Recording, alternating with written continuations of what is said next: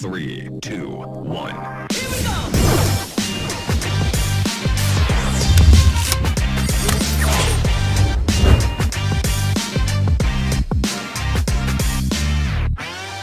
Rachel, Chris, great to talk with you guys again. I know the last episode I was flying solo. You surprised us. I know. I was ready again. It was awesome. Oh, thank you. That's great. Well, sometimes just winging it and, speaking from your off the cuff like that, whatever kind of, whatever your thoughts are, sometimes those are like genuine good things that are compelling to people, I think.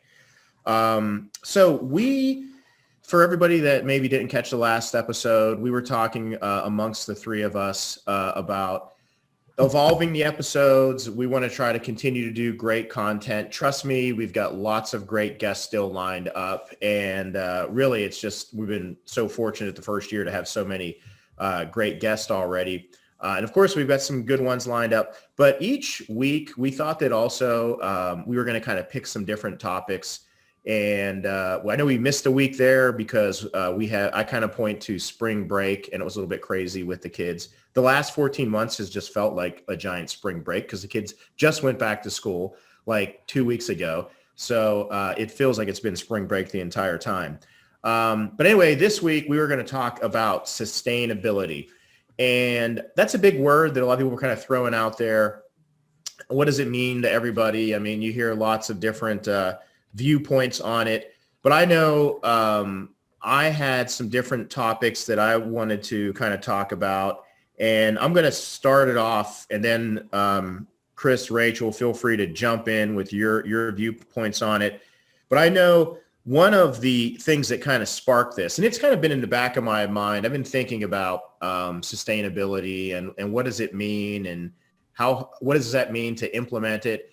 But a good friend of ours of the show, James Bricione, he has his own restaurant in Florida, and he's been on the Food Network. But he posted this picture on Instagram, and I was like, oh man, that's cool, that's clever. But he had a vinegar that was infused with some strawberry tops. These things that we just, plop off.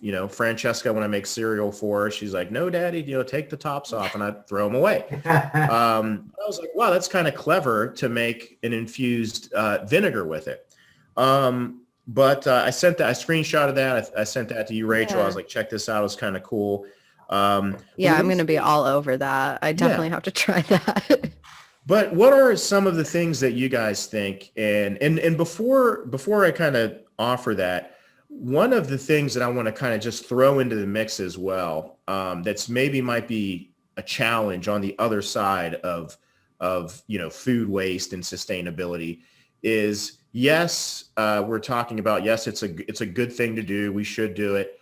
But also from a restaurant standpoint, at what point, when somebody's kind of dealing with labor and all these other things, at what point does it become actually a burden to manage and do something and make something with all these trimmings? Is it cheaper for them to just say, Rich, you're asking me to make a powder out of parsnip peels? I mean, I got to break down all these beef tenderloins. You're crazy. It's easy. It's cheaper for me to just throw it away. So before I kind of open up the discussion, I just wanted to kind of throw that opposing viewpoint. Yeah. That, how do we incorporate sustainability, whether it's at home or in a restaurant? I just want to circle back even farther to our listeners who maybe have heard the term sustainability tossed around. It is sort of a trendy word right now, but what does it really mean? And if for our listeners who might not be familiar with what is sustainability, what is sustainable farming, it means that we're operating thinking into the future, and we're operating from a point of no waste, not compromising our current product or future product or our future environment. And I think that that's huge, that we're thinking into the future. That was just a little thing I had written down, but you have a good point on the contrary on is it a waste of time? Is it a waste of money? Is it a waste of labor to be, saving the stems and making a vinegar or making a powder out of the stems or whatever it might be? It might look like a waste of time or money now, but we have to think future. We have to think about those and think of it as an investment into our future, into future generations, into our kids' generations. Do you think that it matters more to the next generation than it does more to maybe some of the older generations, or do you think that that's unfair to even consider that? But or do you think it's a more popular topic with younger generations? I definitely think it's a more popular topic now. I think that environmentalist and sustainability and, eco-friendly and all of those trendy verbs, I think that's very popular now in this generation. I think that older generations are seeing it and they might just not really care too much about it, but I think it's very trendy right now. And I don't like the word trendy with this topic because I think it's so important, but it is. I mean, I think it is a popular term right now, and I think it's very big with this generation. Well, and another thing is, I think that it should matter to different people for different reasons. And even if it's something that, let's just say that you're kind of a grumpy store owner, you've got your restaurant, you've been doing things for the same way for 30 years and you're a profitable restaurant.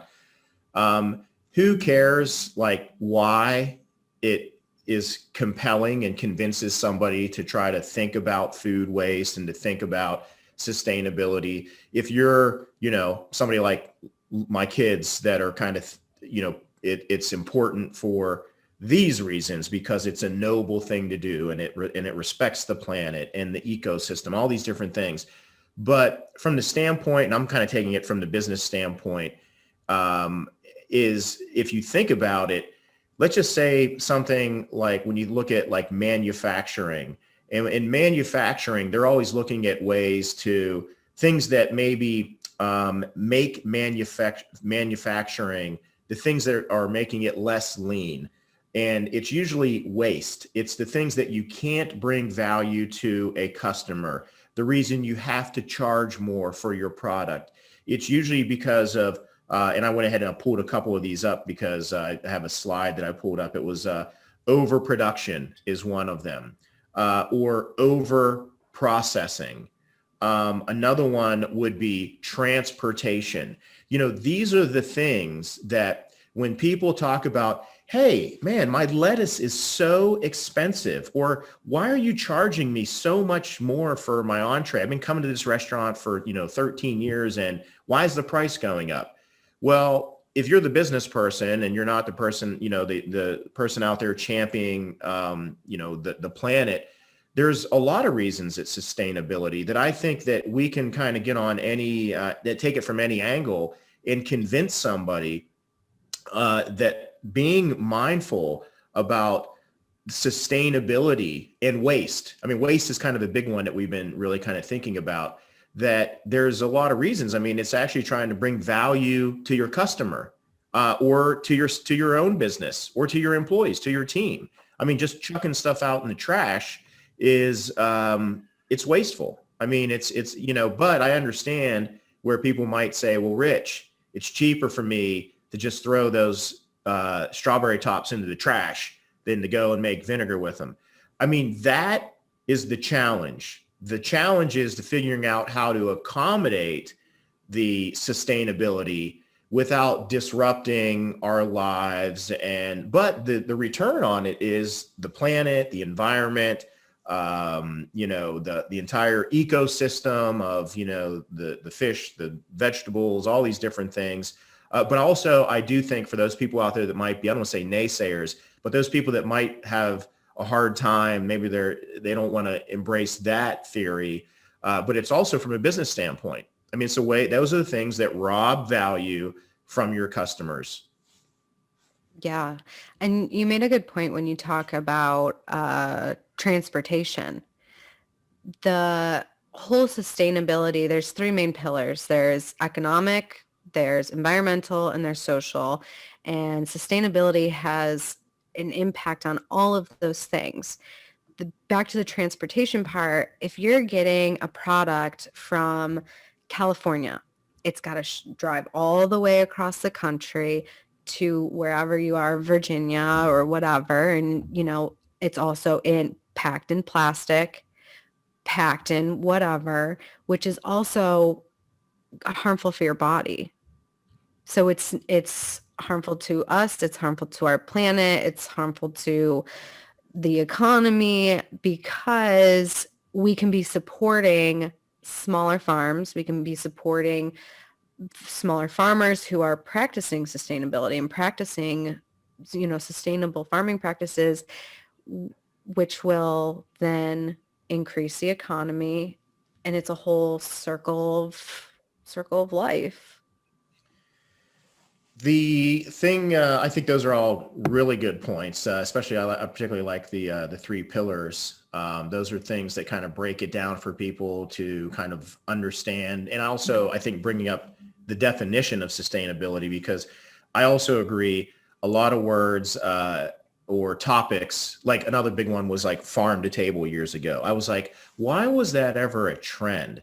That should be a principle. Principles are timeless. Like, they don't change. Yeah. They're just things that guide how you cook or live your life or what have you. But sustainability, to your point, really shouldn't even be a trend, but it is. It should be more of a principle. It should be something that I feel like, I don't want to be projecting my views onto like anyone else's, but I feel like, this is an important topic. It's a popular topic for good reason. I want to, and Chris, feel free to jump in here if there's anything. I want to participate, you mean? Yeah, our listeners, Chris is still here. Yeah, just so everybody knows, we're busy. We are all multitaskers on this show. And Christopher was at an appointment on his way over. And I said, don't text and drive, and be sure to, no rush. We'll push the podcast back later. Don't get into another accident, please. Yes, that's right. But he did get into an accident here a couple of weeks ago, but he's safe, and that's all we care about. So, but I wanted to kind of bring up a couple other things here. And I thought that it was good to maybe bring up some examples of like what I think are sustainability. And for me, I like to use things that are personal, that maybe things that I've experienced, because it's easier to explain those because I have more intimate experience with those. So I'm going to bring up a couple. One of the recent things that we started doing, which I thought was pretty cool, is we've noticed as beef prices are going through the roof. I mean, I don't know if you guys have been, Rachel, I've seen you putting up some beautiful dishes lately on Instagram. I don't know how much beef you're buying, but beef has been getting very expensive. Yeah. So I'm saying to myself, it's like, well, hey, we can't just keep raising the prices on all of our customers. So what can we do to try to offset that price? So one of the things that we're getting, that we've been working on in the culinary lab, is taking the fat, the accumulation of fat, and we render it overnight, low temperature steam, and break down all the fat in a vacuum bag, sous vide essentially, and then basically taking that fat and making an all natural beef tallow soap. And we've been using it at the hand stations, and we've been sending it home with people, but we're going to start selling that very soon. I was going to say, you should start selling that. That's awesome. Yes. And my little boy, Lawrence, loves it. He's like scrubbing, cleaning. And he told me, he's like, Dad, I love the soap. You got to get more of this soap. But, I feel like, there's things like that are kind of cyclical, because, years ago, that was actually, a way that they would make soap it's not really all that crazy. There's like maybe 3 or 4 ingredients that go into it. So that's one thing we've been doing. It's really cool. Another one is sous vide. I mean, we're known for cooking a lot of sous vide over the years, but we've partnered with Henkelman to launch these new vacuum bags that are recyclable. And I know it's kind of crazy to think that there's really not a lot of bags out there. You get them from your vendors that are recyclable, and these ones are. So that one's really cool. And Rachel, you mentioned about, I thought was a really good point about packaging. And I really started thinking a lot this last year, especially in the midst of the pandemic, about packaging. And we put together a meal kit that we're selling. And initially when we started doing it, it was like, oh, make it look really nice, do all this stuff. And then I kind of step back and I look at it. I'm like, oh my God, this is like overpackaged. It's like, do I need to put this much stuff into someone's dinner on a Tuesday night? So that is kind of making its way into the thought process of putting, meals together. But I thought you brought up an excellent point. And then you factor in travel for that, shipping stuff all over the country. Mm-hmm. Those are really good points. There's another thing that we have, and any of these two that anybody has questions about that they want to follow up with us on afterwards and ask like, hey, where can I get more information about that? I mentioned the sous vide bags. Another one that Vitamix came up with is this device. I believe it's on their website now. It's called the Food Cycler. And this started off, I think, in Japan, and they were using these over there. And because apparently your waste, your trash is basically, you are charged based on the weight of what it is each week or however often they pick it up. Well, this cool little device that sits on your counter, you throw all your rubbish, everything that you have in there. And this thing basically has like a filter on the back, and it slowly grinds and dehydrates all of your, trimmings, what have you, into like a mulch. And you now have this very light mulch. Now, we've been trying to make ingredients out of that, like different flours and powders, and hey, can we turn this into a bread, just for making like a leek mulch or, what have you. But I thought that was a really cool product. I think it's really cool to see, sorry to interrupt, but I think it's really cool to see how companies are evolving. Like we were talking about how we are evolving the podcast, and how now you're, telling us about how all these other companies are evolving their brands and their products to be more sustainable, to be more eco-friendly, to be more conscious and mindful of the planet and the future and their practices and the effects that they're going to have, on the future.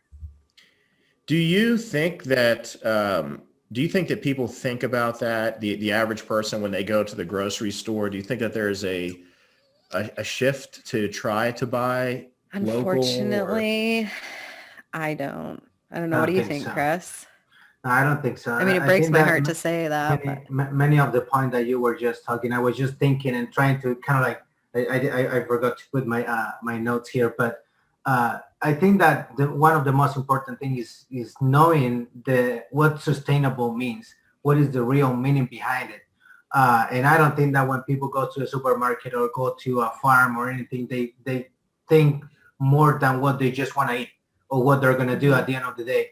Because it's kind of like being sustainable is like you have to be capable of being like kind of like continue with minimal long-term impact in something and something that you're going to be able to reuse. Like you were saying, I was going to talk about the soaps and everything that you just mentioned, because if you talk about that, if you talk about, for example, what Verlasso does, what the Chef Garden does, and what all of them, they do, and being sustainable is not just about food. I mean, there's many companies, how you can create a company, a business that is going to be sustainable in their own resources. How can you do something that is going to be, that you're going to be able to reproduce if you take something out, and how it's going to continue in progress with minimal impact in the environment or something like that.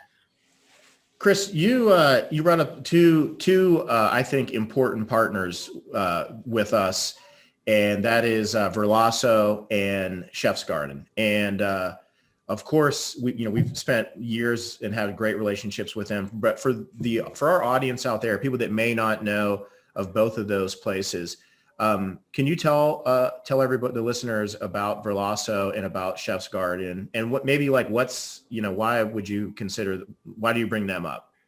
Yeah, for example, talking about Verlasso, I was talking not too long ago with one of our friends, that is Moises, that he was one of the first one that we got in touch when we started working with Verlasso and why they're sustainable. Most of the countries, Verlasso is about salmon, and how can you be sustainable about salmon? Verlasso is from Chile. I'm from Chile, and I know how everyone in our country is against to any kind of salmon in the south and anything.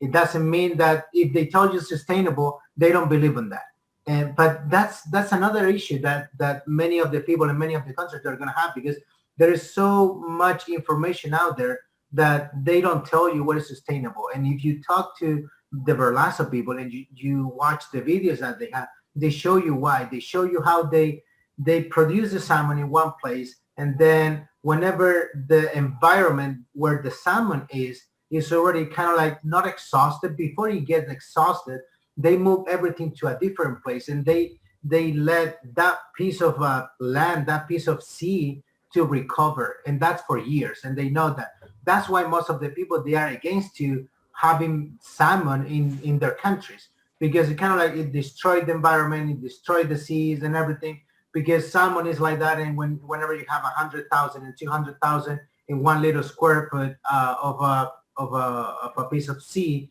it's kind of like just people. If I come and I tell you, oh no, because that's gonna destroy your sea, it's gonna eat all the vitamins and minerals and everything, and they don't take care of that. People just live with that. So people live with that, and they don't really know what is behind that.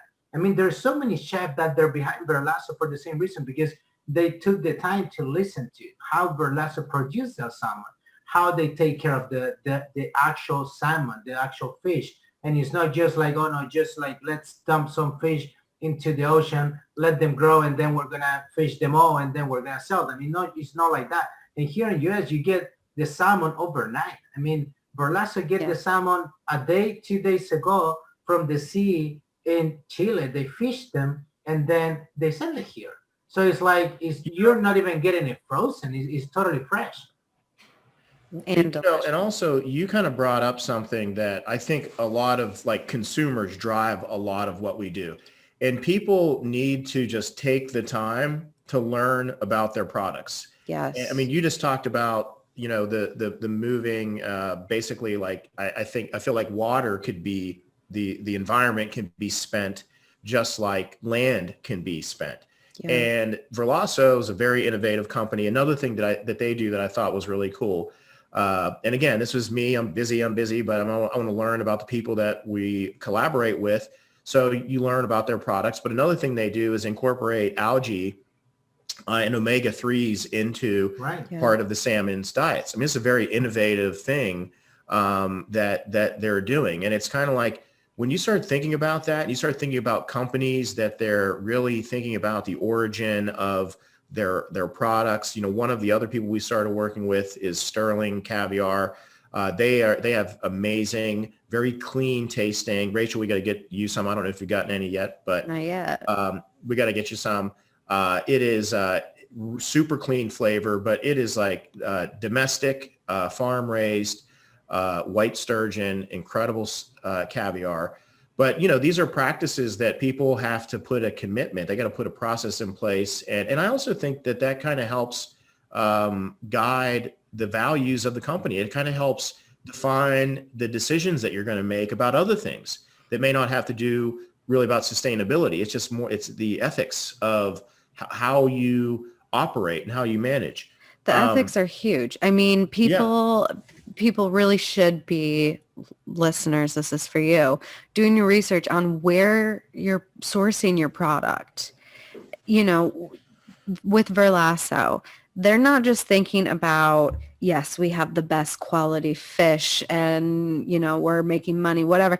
They're thinking about the ecosystem that it takes to raise the salmon, the ecosystem that it's affecting raising that salmon, and like Chris said, how they have to transport them and change out the water and let that ecosystem recover fully before they go back in and do more farming. And I think that's huge. And like an example with the chef's garden is think about going into the grocery store. You want to make a spinach salad. Spinach in the grocery store comes in what? A plastic bag or a plastic box. All that plastic is filled with BPAs and all sorts of chemicals that are leaching into the food in transportation, with the heat and everything like that.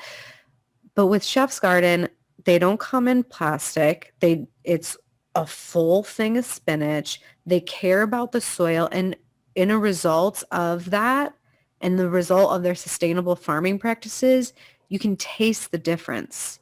You can totally taste the difference in the vegetables that come from the Chef's Garden versus vegetables that come from a big name grocery store, or even, like local versus big name. And speaking of the Chef's Garden, and the one thing I think about when I go there is in the kitchen, they've got incredible talent there with Chef Jamie Simpson. And of course, the facility led by Lee Jones and the team there. But one of the things that Jamie does every time I go there, I love visiting him, is also, and I was going to give people kind of at the end a few tips for sustainability and food waste in their own home kitchens. But one of them that I was going to suggest is to learn to preserve. And Jamie is all about that. I mean, he does all kind of, you get preservations, and then what blossoms from that are these like new ingredients that you can kind of use in your cooking. But the Chef's Garden does a great job with that. I was going to move on. I was going to point out, Before you move to that, I wanted to mention that I was not too long ago. Well, actually, it was about, I think it was January, where Jamie was doing a class about fermenting and all of those like different method of how to preserve food. And that was, it's one of the things that it became a trend too, because Noma, they started working with that throughout the last couple of years. But Jamie has been like that since I know Jamie for, I don't know, probably about like 4 or 5 years. And he, in the class, he showed you how to do fish sauce, just like that simple. And he was trying to explain that it's not just about, and being sustainable, it's not just about like doing a product, producing something and I don't know, and farming and stuff like that. It's also about the tradition. It's also about the feeling that you put into it. It's like, it's about the kind of like the culture that you are doing, that you are executing. Because you can go to the market, and if you go to an Asian market, you're gonna get a whole bottle of fish sauce for what, like $3.50 or something like that. And so it's gonna be like super, super cheap. But he was showing and how he made it and everything. So it's like, and you can see when people enjoy that. And that's one of the things that I really love about social media today, that at the beginning, both of you were talking about that sustainable, it shouldn't be a trend. But I think that more than a trend is about a culture. We were not too long ago, a couple of episodes ago, talking with Chef Bill Schindler, and he has a class that he teaches. I think that the name of the class is Nose to Toe, something like that. That he literally showed you how to cook everything in like 100% of the animal. So that's kind of like being sustainable, is how to use 100% of the product and showing respect on that, and kind of like showing to people that is a culture. It's not from now. It's from, I don't know, 1,000 years ago.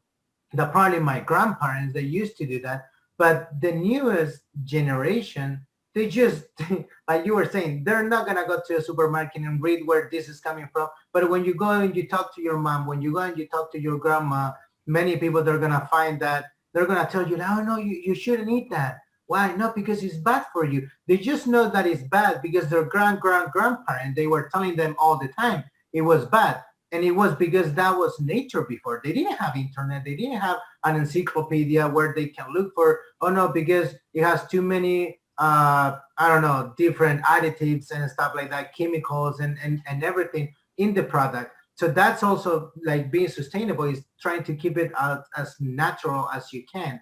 And one of those things is where I was looking at Jamie Simpson, that how he enjoyed to make fish sauce. And it's not something that you make overnight. So it's then you enter to that point that you were talking, Chef, at the beginning, kind of like, do you really want to do something that in the market you're gonna find it for $3 a bottle, and instead of that you have to make it for month, even a year, that you're gonna use some of your storage space just to get a couple of more bottles.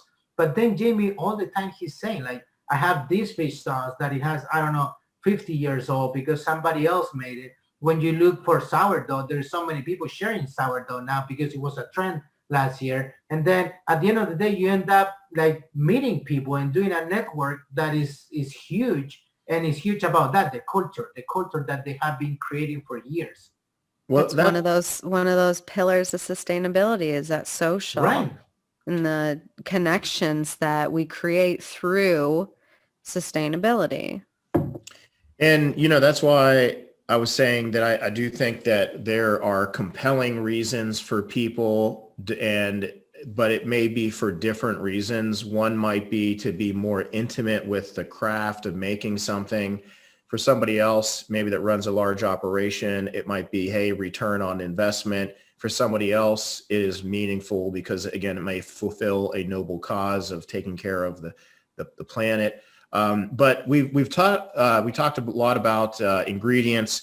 I did want to kind of shift the conversation a little bit toward infrastructure and equipment and other things that I think can be factors in sustainability.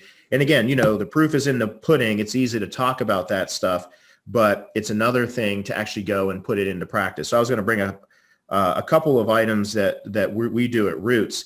Whenever we opened up Roots, it was actually part of the design was to put in the geothermal, and I'm not a construction person. I only am repeating this as I've heard it from several other people, and I understand it now because we've been operating for several years and I've seen the return on this. But it has geothermal cooling, which is basically a whole infrastructure beneath the floor that basically calibrates the temperature, so it's very consistent. And I didn't really know a lot about it whenever we first opened up the restaurant, but I've seen how, wow, this is actually like so much better, that it basically kind of keeps the temperature very consistent without using your traditional measures of heating and cooling your home or your business. And it's virtually like unheard of putting something like that into a restaurant. Another thing is that we do have solar panels there.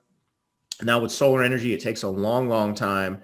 We're not like operating the smokers with solar panels or, cooking with it. But, there is kind of an accumulation of energy that you get back from that. And then also even just a little thing, if you're thinking about designing a kitchen, one thing that's an easy thing to try to incorporate in there is putting natural light into the kitchen. So when you're in our kitchen and you look up, there's actually like the natural light that's kind of flowing through in the place, which helps. And then sorry to interrupt. No, go ahead. New modern day chefs might not have as much appreciation for natural light in a kitchen.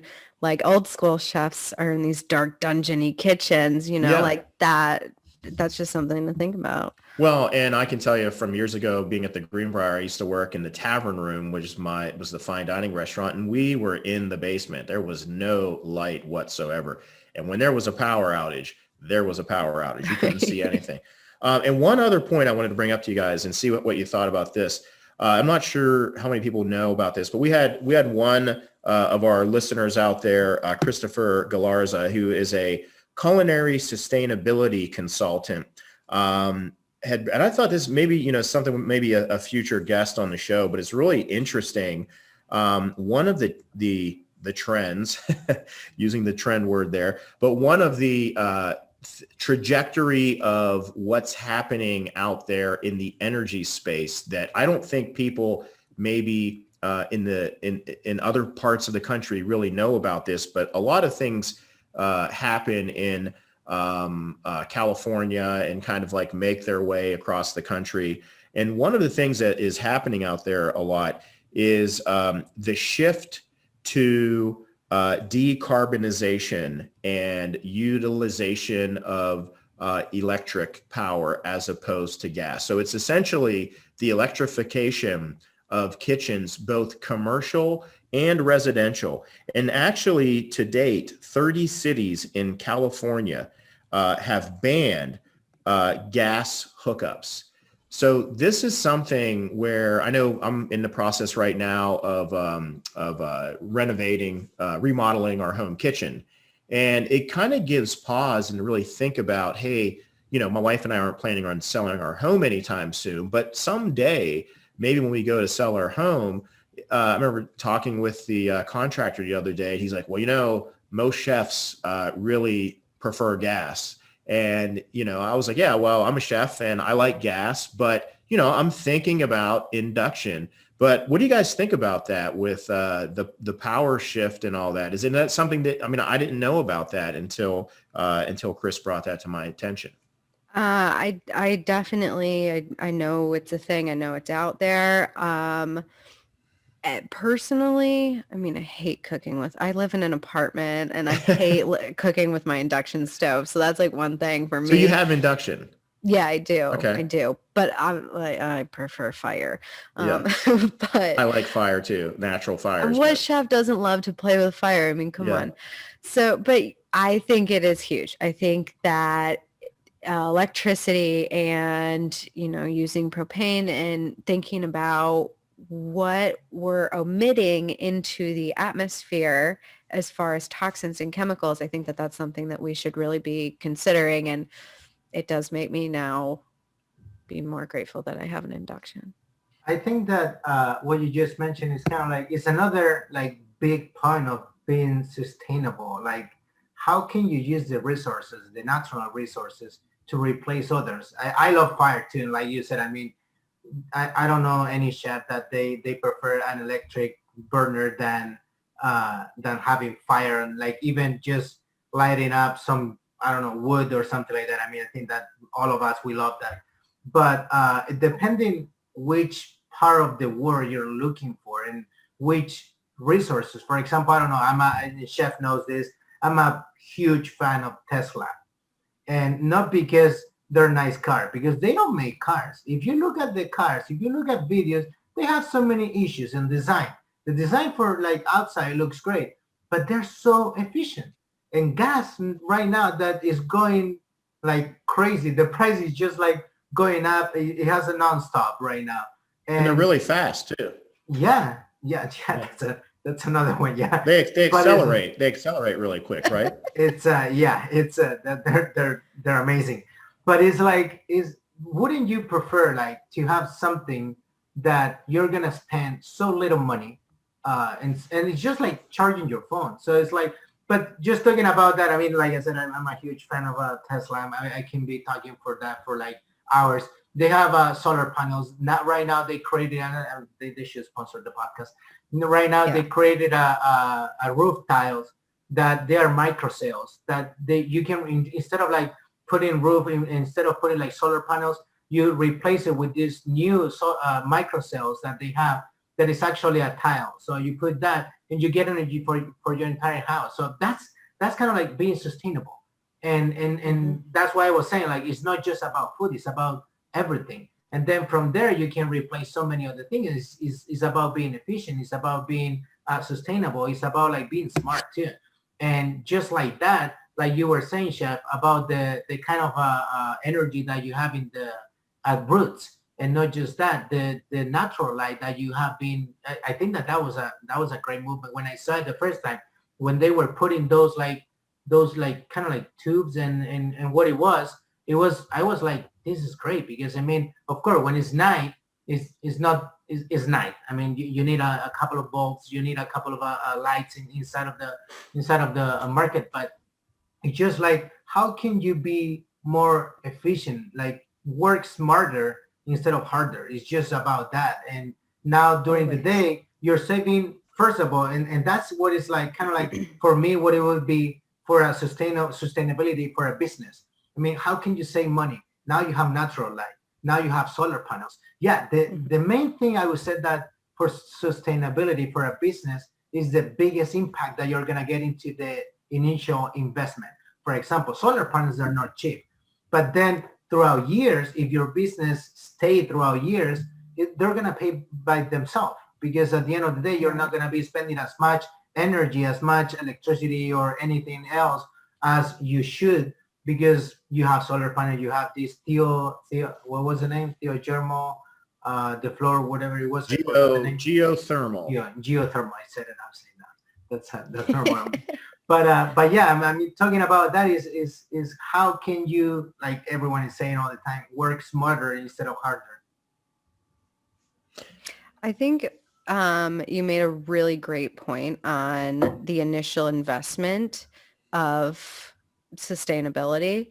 And yes, it might cost you a little bit up front to put in those solar panels or put in all glass windows so you have more natural light. That might be an upfront cost for you. But like you said, down the line, you're cutting your electricity cost and you're helping the environment.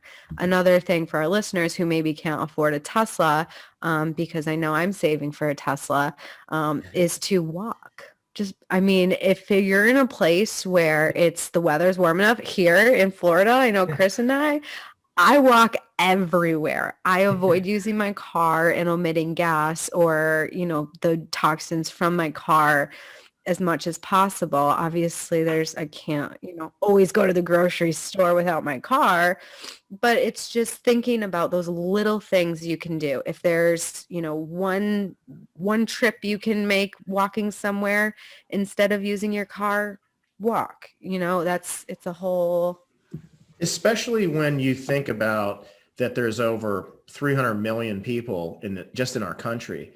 And if you just took one aspect and you've got everybody to say, hey, look, do we really need to be buying as many bottled waters as we buy?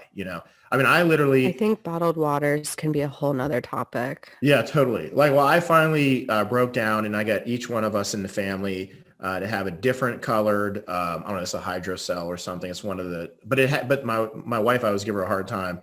She unloads the dishwasher and the caps are everywhere. It's like, I never know.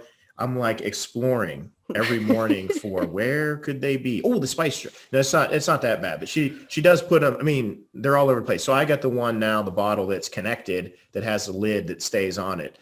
But I was saying to myself, I was like, man, why haven't I been using these like all the time? And do I really need to be buying, I got my water supply, God forbid something happens and, you got to have your emergency water.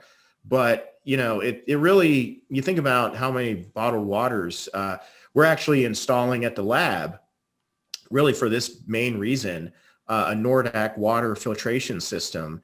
And I really think that a lot of people really need to look at, especially for the chefs out there, both for homeowners that are maybe, putting in a new residential, or the chef that is at a club or a restaurant or whatever, and to really look at the investment and the return on the investment and how people have been conditioned to just design kitchens the same way for so many years, just because that's how they've always been designed. But think about an oven, and you've got a higher tech, more expensive oven. We use Combo Therm and Unox, the ovens that we use, compared to a more traditional oven that maybe is blaring 350 degrees all day long, whether something's in it or not. It's just full throttle, as opposed to the newer ovens. It might, they're going to be a little more expensive, but basically they're idle, like shut off until you need to use it. You open up the door, we walk up to our Combo Therm, we press the button. It basically like tells you to close the door. It actually will preheat maybe 15 degrees above the target temperature that you're trying to get it to heat at, because it knows you're going to open up the door, put your product in, it's going to lose a little bit of heat, and then it starts cooking. But think about that for all year long, that you've got a busy restaurant, you just 350 degrees, the energy, maybe, you got AC on, you're trying to cool your kitchen down. Meanwhile, you got, 350 degree ovens turned on. I mean, I don't think that people really think about the value. And again, you mentioned, Rachel, about transportation. I mean, just think about the cost. There's a reason those tomatoes and that lettuce cost what it cost. And it is everything involved in the supply chain to get it there. I did. I want you guys, whatever you have, as far as like anything that I missed, feel free. I just want to ask. Yep. I just want to add something else. Whenever we're talking about the solar panels and all of those, I think that also is about the, like I said before, about the culture of most of the people. Because, for example, I don't know if you're living in a neighborhood. I used to live in a neighborhood where everyone was kind of like friend. Everyone was like super friendly. Everyone were friends with each other. Whenever something happened to one of the neighbors, we were kind of like, okay, we're going to do something. Let's do a barbecue, an event, something, so we can kind of like do a fundraiser event, something like that. So I think that got lost throughout time. Because, for example, there's so many people that they're in need, but you look to the side and they barely know their neighbors. And so why I'm saying this, because, for example, I don't know, there's people that right now that they're having troubles to pay bills, to pay anything to eat or anything like that. But in the past, that for me, that was part of like being sustainable in a neighborhood, kind of like looking for each other, helping each other. Right now, we were talking about solar panels. Probably in your neighborhood, not everyone can buy solar panels. But what about if like everyone start like something kind of like a fundraiser, and we're gonna put solar panels? For example, I don't know, here in Florida, with the sun that we get the entire year, I was like, I don't know, 95% of the time throughout the year we have sunny days. So it's like you can have so much energy that you can have energy to supply, I don't know, probably an entire county in Miami. So it's like why people don't think like that. And I think that that's part of what it got lost throughout time, that there's envy. There is so many people like, why I'm going to be helping them if they don't even say hi to me and stuff like that. So it's like, why am I going to get some like energy? Why I'm going to kind of like hold energy on my batteries and then give it to somebody if they don't even say hi to me? So I don't know what is the issue with most of the people, but it's about that. I mean, and like we were saying from the beginning, be sustainable is not just about food. It's not just about like a business. It's about your mindset. It's about the culture that you have and that you want to project into the newest generation. They have the power of social media. They have the power of internet, that you give them whatever you give them. I mean, to your kids, you give them a phone and you tell them nothing and they're going to figure it out how to use it. I give a phone to my dad and he's going to throw it to my head. If it's too new, I mean, I tried many times, like, okay, I'm going to give you this. It wasn't even an iPhone because it was too complicated because they don't have buttons. So I gave a couple of like Samsung phones, a smartphone. So, and I just told them like, this is going to be because we can FaceTime or like something like that, video call. And they were like, oh, this is great. 2 tries. And they were pissed. They were like, no, don't give me this anymore. So it's like, how can you get back to those kind of thing? And patient is another one. Yeah. And Chef, you said you just bought a water purifier for the lab. Is that right? Yep. Nordat. I just invested in a water ionization machine. Really? It's a Kangen water machine. It was extremely expensive, but it's for me. And what's that? Worth it? Worth it. So worth it. And especially for my clientele, they go through 4 cases of Essentia in a week, 1 liter bottles, 4 cases of Fiji water bottles, 500 milliliters. So just think about all that plastic in one household. Oh, yeah. And then on top of that, they've got waters at the office. And then on top of that, there's the chemicals inside the plastic that leach into the water that we're drinking. So it's just like a whole thing that it's worth it. And the water machine, like we can take this offline and talk about it, but you can change the pH balance to wash your vegetables. You can take it up to 11.5 pH. That's great. And it will sanitize your vegetables. You can sanitize countertops with it, and it's all just with water. Wow. Yeah, I'll send you guys more information. Who needs, picture. I mean, he needs like all these different bottled waters and stuff like. I'm sure we're not going to get any bottled water sponsors. It's okay. I'm looking for those. But I was gonna, for my final comments, I was gonna give everybody a couple of tips on how to be sustainable at home. But before I do that, Chris kind of got me, and I'll try not to go on a tangent here. But Chris, just to echo what you said about, you started off talking about with community. One of the projects years ago that I was involved in was with all the many friends in Columbus, Ohio, when I had lived there. And one of the great initiatives that I was involved with was at the conservatory, was to, on the advisory board for, and this was many years ago, now that I kind of reflect and look back, they were really ahead of the time, was creating a community garden.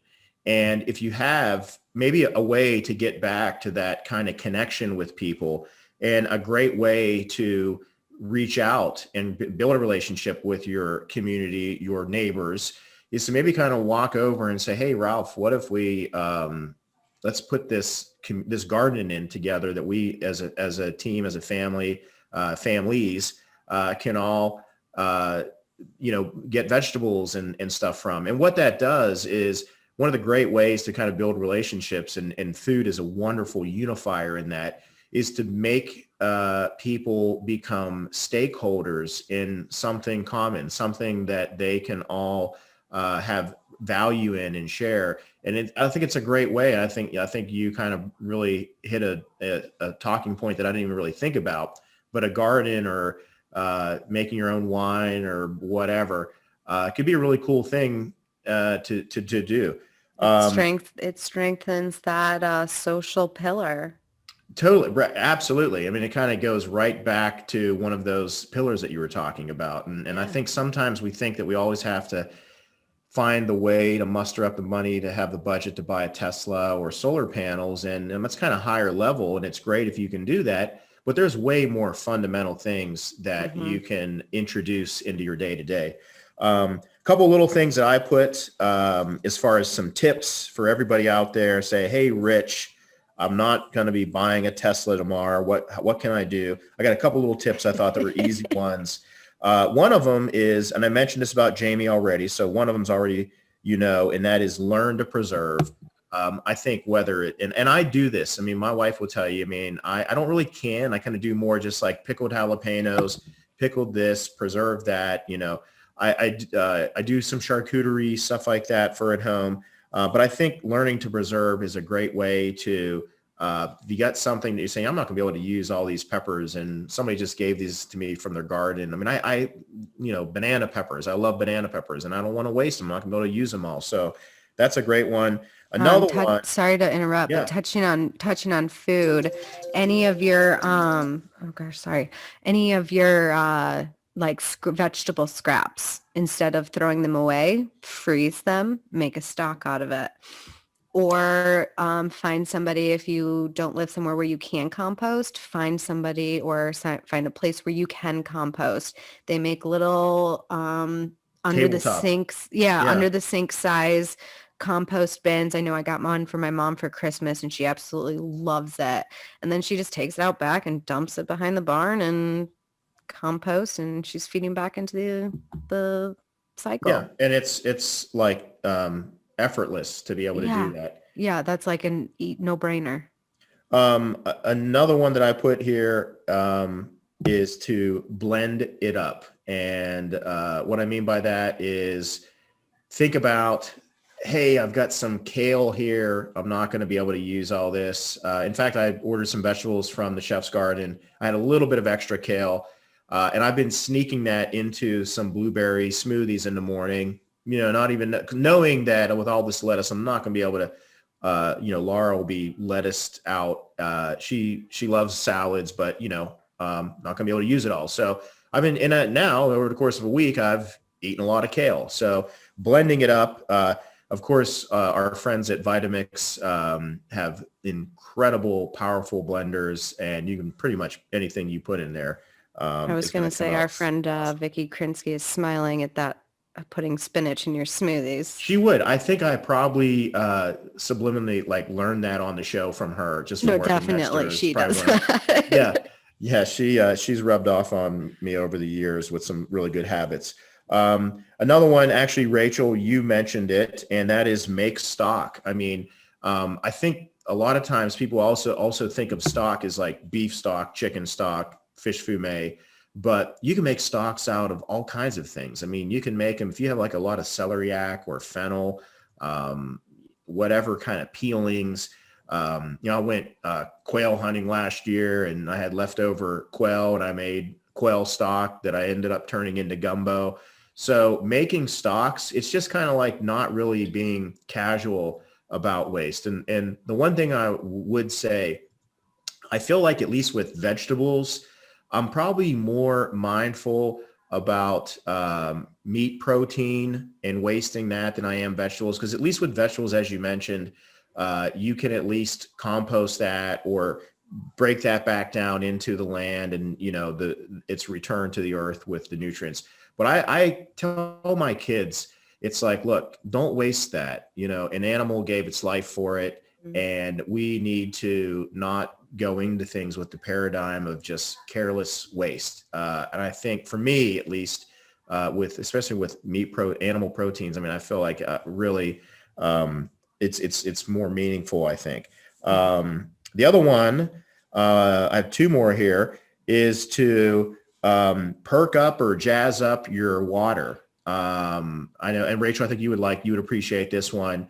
I love, and I don't always do it, but sometimes, I think maybe from like working over the years at a lot of resorts that had a lot of high-end spas, I'd walk in there and be like, oh, look at that. And they'd have these wonderful infusions of like blueberry water or mandarin, cucumber, all these different things. And, you're getting something out of it, and you're not wasting it. And I'm sure it adds, some nutritional value. And while we're on the topic of infused water, here's a really fun tip for our listeners. If you have plants, if you're watching this on YouTube, you can see I'm like surrounded by a little jungle. Take banana peels and soak them in water overnight, and then water your plants with them. Really? It enriches the banana peels enrich the water with potassium, and the plants just thrive. My plant over here, I don't know if you can see that one, was dead a week ago. Dead. And it's had 6 new leaves in a week. So Francesca has a little strawberry plant, and I will tell her that I didn't come up with this on my own. So I'll mention, Rachel, that I got this tip from you, but I will, before I leave for Tampa, I will get some banana, and we will water her strawberry plant. So I'm expecting when I come back, it's going to look like you'll have, what is it, Jack and the Beanstalk, the big yeah. It'll be like through the roof, out the window. I'll pull in a driveway. Whoa, what happened? That's interesting. But that was a fact I learned on TikTok, and I tried it for myself, and it happened to be true. We'll have to do an episode that are like TikTok tips that actually work, because there's actually some real gems out there that I've stumbled onto at like 1 o'clock in the morning before I'm going to sleep. And sometimes I remember them, sometimes I don't. Another one is, shopping is just really, I feel like in this day and age, I would say like shop right. Do we really need to bulk shop as much as we do? I mean, we're in a society today, and I pack differently now than I ever have before, because I mean, good Lord, I mean, anywhere you travel, anywhere you go, I mean, I know I live like half a mile down the road as a Wegmans. It's like you go in there, it's like, what kind of ice cream do you want? There's like 12 different variations of vanilla. And then you've got chocolate, and then all these other, lactose free, and all these different things. It's like, do we really need to buy as abundantly as we do at a time? Because now you're kind of on the clock with all this product. And I think that would also help to not put such a burden on the supply chain. Sometimes we freak out, based on the latest headline. And the first thing people do is they run out and buy, truckloads of toilet paper and whatever. But I mean, do we really need to? Probably not. And on the shopping aspect is bringing your own bags. I mean, that is a huge thing. I got to get with the program on that one. Oh my gosh. Okay. Let me tell you, Baggu, BAGGU.com. They're like $12 for a bag, but it's always free shipping. This is not an ad. This is not sponsored, but I am just obsessed. I love them. They come out with new designs, new colors all the time.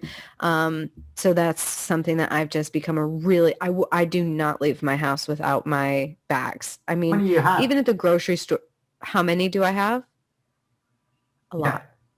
So for A example, lot. I like that. that's one of my points. It's like, what is personally, I have sustainable if I have 10? So how am I helping the environment buying 10 the same bag if I only need one? Well, I use all of my bags. I have some rotating. I have some in my house, some in my car. So I'm always rotating them. So I'm never without. Even if I do go without and I forget a bag somehow, okay, I have like 6 or 7 bags. And I take them like clothes shopping, regular grocery shopping. And if I don't have a bag, I'll opt to carry it and like struggle my way out. The other day I was struggling out the grocery store with 2 12-packs of soda and a thing of bananas because I was like, I'm not going to use a bag for one thing of bananas. One question is are the handles thin or are they thick handles? Thick. Okay. They feel like a regular grocery bag. Okay. The only benefit that I get out of using these grocery bags, I mean, lately I've been using Instacart, but I do like the fact that I could be like a ninja and carry like 27 bags on each hand. Oh yeah. I'll be like, Fran, load me up, keep them coming. Mm-hmm. And I will, cause I mean, it's like on each finger, I could put like, you could just keep putting like another one. She's like, okay, daddy. Okay. And yeah. put them all on there. So I do like that about the grocery bags. However, yeah. Sure. There's What's that? one there you can load up for sure. I mean, Okay. I'd never take more than one trip ever. Work smarter, not harder. I think that's what Chris said earlier. That's right. There are other bags out there. I found some on Amazon that are mesh bags and they stretch. I have fit 3 cantaloupes in one bag before. Okay, That's I'm going to a have power to, trip. and I'll tell you what, that right there is that's a huge, like low hanging fruit of something that I know, like I think about just in our family, like how many bags, I mean, just over the course of the week. And again, over 300 million people in the country, water bottles. I mean, I really do think that these are some things that are just simple adjustments. Yeah. It's just hard because, people don't like change and stuff like that. But ultimately, you just got to kind of get with the program. And, In some countries, they charge you to use Right. to buy a grocery bag. It's like 10 cents per bag in Italy. I know that. And around here in Florida, you get a discount if you bring your own bags. It's like, I don't know, 5 cents per bag, but it's still something. Right. Well, that's a good note to close on. And we want to thank everybody for listening and tuning in and watching, for those of you on YouTube. And we encourage anybody out there, any of our listeners, first of all, thanks and liking the show, of course. But if anybody has any ideas of topics that you think would be interesting or helpful, we ultimately steer a lot of the content toward things that we want to learn about, that we're interested about. But of course, all of you, our community, your voices matter very much, and we're happy to be kind of the conduit for your interest. And we will continue to bring up some great content for you. We've got lots of great guests coming up, and we'll see you next time. So thanks, everybody. Rachel, Chris, see you guys. Yeah. See you, Chef.